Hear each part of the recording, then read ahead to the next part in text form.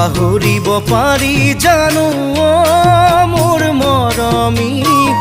হেৰাই যোৱা অতীতৰ স্মৃতি কোনে বাৰু লৈছে খবৰ মোৰ মৰমী কেনেকৈ জীয়াই আছো বুলি পাহৰিব পাৰি জানো মোৰ মৰমী হেৰাই যোৱা অতীতৰ স্মৃতি কোনে বাৰু লৈছে খবৰ মোৰ মৰমী কেনেকৈ জীয়াই আছো বুলি এনেকৈ এদিন বাগৰি যায় মোৰ দুখৰ সমভাগিনা